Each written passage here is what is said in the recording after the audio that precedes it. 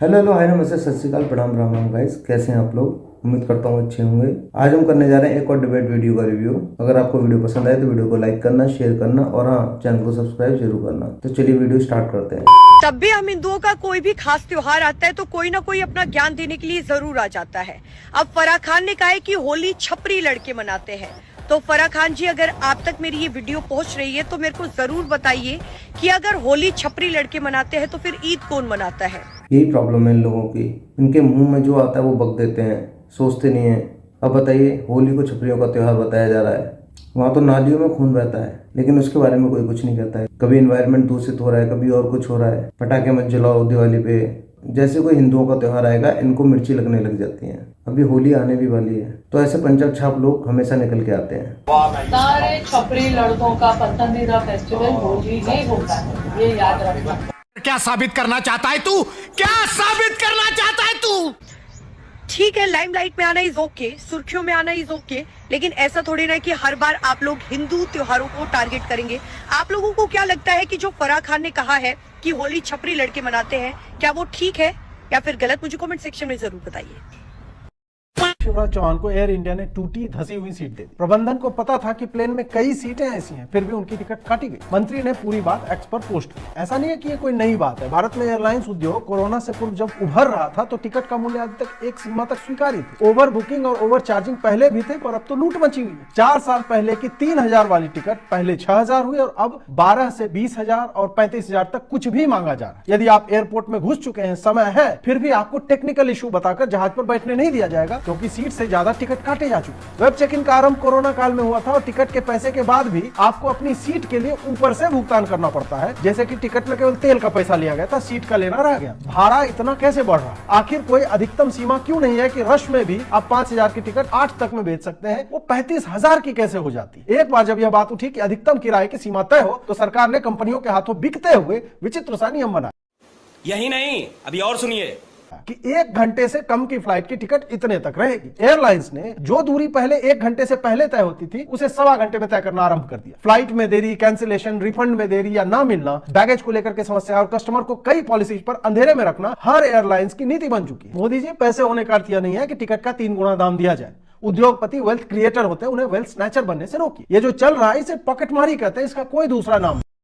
Exactly, यहाँ पे भी क्या हो रहा है, जैसे महाकुंभ चल रहा है तो वहाँ भीड़ जा रही है, तो वहाँ पे एयरलाइंस बेहिसाब किराया वसूल कर रही हैं। और गवर्नमेंट कभी कोई नियम बना भी देती है तो एयरलाइंस कंपनियां उसमें लूप होल ढूंढ के अपना उल्लू सीधा कर ही लेती हैं। तो गवर्नमेंट को इन चीज़ों पे और ध्यान देना चाहिए और आगे कभी कोई बड़ा इवेंट आए तो पहले इनके लिए ऐसी गाइडलाइन बना दी जाए जिससे ये ब्रेक ना कर पाए, क्योंकि इनका काम यही है लूप होल ढूंढना और उससे पैसे उगाही करना। इसमें पिस्ता कौन है? आम जनता। क्योंकि देखा जाए तो ये भी एक तरीके की लीगल डकैती है। तो सरकार को इस चीज पे ध्यान देना बहुत जरूरी है। बॉलीवुड अभिनेत्री प्रीति जिंटा अक्सर ही किसी भी मुद्दे पर अपनी राय खुलकर रखती हैं। इसी बीच हाल ही में उन्होंने अपने सोशल मीडिया पर एक पोस्ट शेयर किया है। उस पोस्ट में प्रीति जिंटा ने सोशल मीडिया पर बढ़ रहे ट्रोलिंग और टॉक्सिक मेंटालिटी पर सवाल खड़े किए हैं। प्रीति जिंटा ने लिखा है कि लोगों को सोशल, ये भी एक प्रॉब्लम है। जब भी कोई इंसान या कोई सेलिब्रिटी अपने धर्म को प्रेज करता है या वो बोलता है या कहीं जाता है या अपने धर्म के बारे में अच्छी बातें करता है या कोई फोटो सोशल मीडिया पे डाल दे किसी मंदिर में जाने की, किसी समारोह में जाने की जो सांस्कृतिक हो, तो ये कुछ लिब्रांडू आके ट्रोलिंग शुरू कर देते हैं उन सेलिब्रिटीज की। तो इनका काम यही है, जलना और छाती पीटना सोशल मीडिया पे। सोशल मीडिया पर क्या हो गया है? हर कोई इतना संदेहवादी क्यों हो गया है? अगर कोई AI बोट के साथ अपनी पहली चैट के बारे में बात करता है तो लोग मान लेते हैं कि ये एक पेड प्रमोशन है। अगर आप अपने PM की सराहना करते हैं, उनकी तारीफ करते हैं, तो आप एक भक्त हैं। और अगर आप एक गौरवान्वित हिंदू या भारतीय हैं तो आप अंधभक्त हैं। आगे प्रीति जिंटा ने लिखा कि आइए इसे वास्तविक रखें और जो जैसा है उसे वैसा ही स्वीकार करें, न कि जैसा हम सोचते हैं कि उन्हें ऐसा होना चाहिए।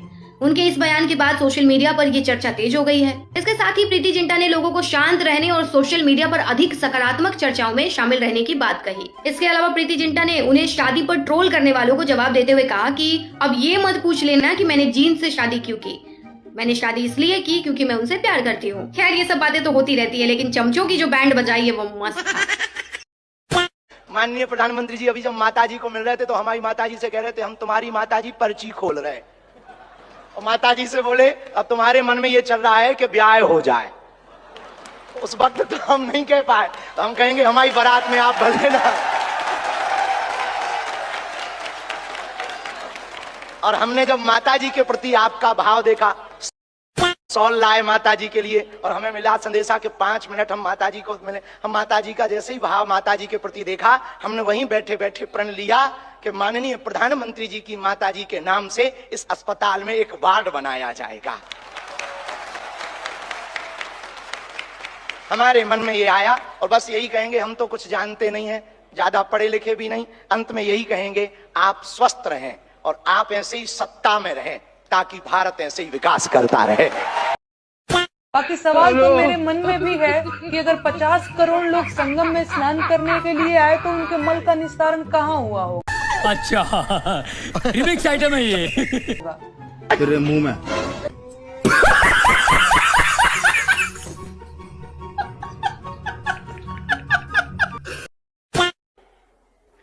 तो आज मैं ये ऐलान करना चाहता हूं, आम आदमी पार्टी की पंजाब में सरकार बनेगी। उठा ले रे बाबा, उठा ले, मेरे को नहीं रे, इन दोनों को उठा ले। पंजाब की हर महिला को, 18 साल से ऊपर की हर महिला को हर महीने, क्या बात कर रहे रे बाबा, 1000 रुपए उसके अकाउंट में हम डलवाया करेंगे। चीफ जस्टिस को हटा के मंत्री को वहां क्यों बनाया, जो चयन प्रक्रिया में 3 में से हटा? इसका पलट कर अगर मैं आपसे पूछूं, MS गिल चीफ जस्टिस थे, उसके बाद राज्यसभा में भेज देती है कांग्रेस, बस हवा निकल गई। नवीन चावला बन जाते हैं मुख्य चुनाव आयुक्त, और 1975 से 77 के बीच इमरजेंसी में उनकी भूमिका क्या थी वो सब लोग जानते हैं। Sorry sorry sorry sorry sorry नहीं जानते तो थोड़ा सा Hypocrite करेंगे। लोग। आप व्यक्ति की बात करने नहीं, चुनाव आयुक्त मेरी बात ऐसी गलत बात, आप व्यक्तियों पर आ रहे हैं, मैं तो प्रक्रिया की बात कर रहा हूँ ना। तो प्रक्रिया में प्रक्रिया को वही तो बदला क्यों? व्यक्ति बात। दारू नहीं रे बाबा, दवाई है। पार्टीशन वाली पाकिस्तान वाली किताब थी इसमें, क्योंकि और बहुत सारी बातें हैं जिसको अलग अलग तरीके से कोट किया जाता है। तो अम्बेडकर साहब की सारी बातों से सहमत हो जो पाकिस्तान के पार्टीशन पे किताब है? मैं फिर क्या, तू समझा? उन्होंने क्यों कहा, उनका ये कहना था अगर अलग देश बन रहा है तो सभी लोगों को उधर जाना चाहिए, क्योंकि बाद में इशू ना बने, और आज वो इशू बन रहा है। ठीक है, लेकिन अब कंट्रोल उदय, तो आप समझिए ना, उस समय के बहुत बड़े बड़े नेता चाहते थे कि पार्टीशन ना हो, वो पार्टीशन हुआ, और फिर मेजोरिटी में बहुत सारे लोग यहाँ रह गए, और वो लोग भी आज अपने आप को पीड़ा महसूस करते हैं। वो बार बार बाप को भेज, तेरे बस की बात नहीं। जब वो बोलते हैं, कहते हैं कि भाई हमने इस देश को इसलिए चुना था कि इस देश में कॉन्स्टिट्यूशन है डॉक्टर अम्बेडकर का, वो कॉन्स्टिट्यूशन जो है हमें बराबर के अधिकार, हमने इसलिए चुना था, लेकिन आज हमारे साथ क्या हो रहा है? और वो लोग भी आज अपने आप को पीड़ा महसूस करते हैं। वो बार बार जब वो बोलते हैं, कहते हैं कि भाई हमने इस देश को, वेरी गुड बेटा, तब तो तुम सेफ हो, शाबाश शाबाश, इसलिए चुना था कि इस देश में कॉन्स्टिट्यूशन है डॉक्टर अम्बेडकर का, वो कॉन्स्टिट्यूशन जो है हमें बराबर के अधिकार, हमने इसलिए ये बातें बताई नहीं जाती, नजर लग जाती है। चुना था, लेकिन आज हमारे साथ क्या हो रहा है? तो ये तकलीफ जो है ये रहेगी। तुम्हें कब से क्या ना जाने किसकी नजर लग गई हमारे परिवार को। परसों हमारा बेटा पाकिस्तान हार गया, कल हमारा पोता बांग्लादेश हार गया, और आज अफगानी भाई भी हार गए। मौत को छू के टक से वापस आ सकता। बीजेपी वालों ने जितनी देर में दिल्ली का सीएम डिसाइड किया है, उतनी देर में तो लालू यादव शपथ लेके 2-4 स्कैम भी कर देता। हाँ भाई, हाँ, और बिहार वालों को बोल देता, साला हम बहुत ईमानदार हैं। हाँ, मैं मेंबर पार्लियामेंट होने के नाते एक प्राइवेट मेंबर बिल लेके आता हूँ पार्लियामेंट में, एनिलेशन ऑफ कास्ट के रिगार्डिंग, जो बाबा साहब की किताब है कि अभी देश में जाति व्यवस्था समाप्त कर देनी चाहिए। उम्मीद है कि दोनों पार्टियों के सारे मेंबर इस पर सहमत होंगे, देश के प्राइम मिनिस्टर भी और विपक्ष के नेता भी। अभी बदत है भाई, अभी बदत है। अभी तो मुझे चंद्रशेखर कह रहे थे कि मैं ये बिल लाने वाला हूँ कि हर आदमी एक जात पात खत्म करके जाए, सब बराबर करके जाए। तो अब इस देश में दंड विधान अगर एक है, ठीक है, तो फिर बाकी चीजें क्यों समान ना की जाए? बहुत अच्छी बात है, मगर आप ही की बात तो करो।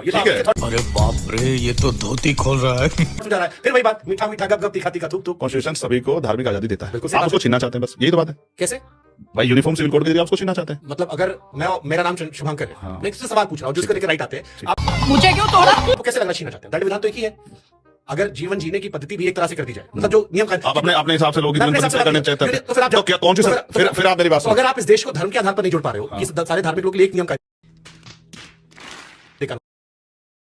ये लोग पॉडकास्ट में आके इसीलिए एक्सपोज ऐसे होते हैं क्योंकि इन्होंने खुद अपने आप को ऐसा बना रखा है अपॉर्चुनिस्टिक, जहाँ फायदा होगा वैसी बात करेंगे, वोट के लिए अपनी बातों को बदल देंगे, जो बोला है उससे मुकर जाएंगे। तो इनकी कोई विचारधारा नहीं है, इनको बस सत्ता पानी है और उसके लिए ये लोग अपना रोज एजेंडा चेंज करते हैं, चाहे उसके लिए देश बेचना पड़े। और उसमें से एक चंद्रशेखर भी है। तो फिर आप कैसी उम्मीद करें कि जो आप प्रपोजल दे रहे थे कि सभी जातियों को गायब कर दिया जाए, क्योंकि आपका प्रपोजल चंद्रशेखर ने इसी शो पे कहा कि मैं ये प्रपोजल दे रहा हूं कि सारी जातियां खत्म कर दी जाए। अगर आप धार्मिक आधार पर डायलिजन नहीं कर पा रहे हो तो जातिगत आधार पर कैसे करोगे? फिर मैं आपको फिर दारू नहीं रे बाबा, दवाई है। यही कह रहा हूँ, मैं मुसलमानों की जातियां खत्म करने को आपसे नहीं कह रहा हूँ। मैं सिखों में अगर कोई कास्ट स्ट्रक्चर है उसको खत्म करने को नहीं कह रहा हूँ। जिस व्यवस्था में खामियां उसी को दूर करने की बात कर रहे हैं। तो यूनिफॉर्म सिविल कोड जरूरी है। आप ये बताओ, क्या हिंदू धर्म में ऊंच नीच की भावना है या नहीं? इस भाई को ये समझाओ कि भैया मुस्लिम्स में भी जाति होती है और धर्मों में भी जाति होती है। पता नहीं क्यों नहीं पढ़ के आते ये लोग। है या नहीं? मैं क्या, हमारे भी धर्म में है, बिल्कुल है ना, बिल्कुल है। तो मैं उसको दूर करने की बात कर रहा हूँ। मुसलमानों में भी मैं क्या कह रहा हूँ, मैं उसको दूर करने की बात कर रहा हूँ। बिल्कुल करना चाहिए कि ये जो प्रिविलेज है खत्म हो जाएगा। आपकी बात से मैं 200% सहमत हूँ।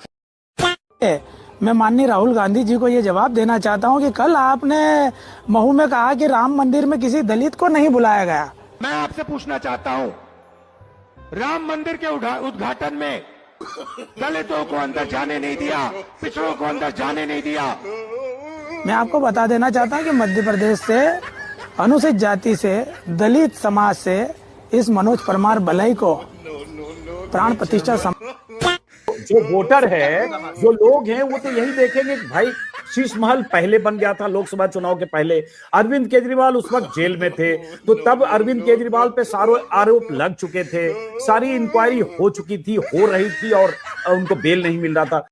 ये बड़ी अच्छी बात कही आप। तो वही अरविंद केजरीवाल तब बेईमान नहीं दिख रहे थे, तब शीश महल नहीं दिख रहा था, और अब विधानसभा चुनाव में बेईमान भी हो गए, शीश महल भी हो गया, शराब के घोटालेबाज भी हो गया, झूठे भी हो गए। कौन है ये लोग? राहुल गांधी के अभी के बयान है विधानसभा चुनाव के समय, तब वो कह रहे थे कि केजरीवाल की गिरफ्तारी लोकतंत्र की हत्या है। तो ये 5-6 महीने में सिर्फ इसलिए मौके के हिसाब से ये भी तो बात हो गई नहीं। तब लगा कि केजरीवाल के साथ आने से दिल्ली में 1-2 सीट जीत सकते हैं, तब वो उनकी बेईमानी को किनारे रख दिया। अब लगा कि हमको जमीन वापस पानी है, खोई हुई जमीन, तो फिर केजरीवाल को बेईमान कहने लगे चुनाव। मेरे पास भी नहीं है, मनीष जी के पास नहीं है, अभी इन्होंने बताया, सत्येंद्र जैन के पास है, इनके पास भी नहीं है, पूरी कैबिनेट के पास नहीं है। कथा ये है महाराज मेरे की, हिंद का अमर उजाला था, आन पे कर दिए प्राण न्योछावर, लहू में जिसके ज्वाला था। वहाँ पर फोटो फ्रेमिंग करा के रख ले सरस्वती जी के। यहाँ न सावित्री फुले हैं, न अम्बेडकर साहब हैं, न पेरियार साहब हैं, ये सब, इन सब की तस्वीर नहीं दिख रही है। आप ही रहते इस रूम में भैया? यस सर, मेरा। क्या नाम हुआ आपका? रितेश कुमार। हाँ, रितेश कुमार। रितेश जी, बाबा साहब कहाँ नहीं दिख रहे हैं यहाँ? बाबा साहब का सर वहाँ पे लगा हुआ है सर। सरस्वती जी का फोटो लगाने से क्या फायदा मिलता है आपको, ये बताइए। वो विद्या की देवी है, तो इसीलिए हम लोग सरस्वती जी का फोटो लगाते हैं। सरस्वती जी विद्या की देवी कैसे है? ऑब्वियसली सब जानता है कि वो विद्या की ही देवी है। सब आप पढ़े लिखे हैं, आप पढ़े लिखे की तरह बात कीजिए। किसने कहा ये बात, सरस्वती जी विद्या की देवी? वो बोला किसी से नहीं, ठीक है ना, वो खुद का एनालिसिस है मेरा। आपका एनालिसिस है? हाँ। कैसे एनालिसिस किए ये बताइए। आप ये फिर कंट्रोवर्सी कर रहे हैं, ठीक है ना, ये क्या मतलब हुई आपकी? आप नहीं जानते कि वो विद्या की देवी है? हम खुद नहीं। हाँ, हमको लगता है। कैसे लगता है? ये मेरा खुद का एनालिसिस है, ठीक है ना। आप कंट्रोवर्सी क्यों बना रहे हैं? कहाँ कंट्रोवर्सी? क्या कंट्रोवर्सी? आप नहीं जानते विद्या की देवी है सरस्वती माँ? हम नहीं जानते, हम अम्बेडकर जी को जानते। I don't want to talk to you. Listen. ये गर्मी नहीं दिखाई से। मेरा ये चैनल सब्सक्राइब करें और मेरे हर अपडेट आपको मिले, इसके लिए बेल आइकन जरूर दबाइएगा। आप सभी को मेरी ढेर सारी शुभकामनाएं।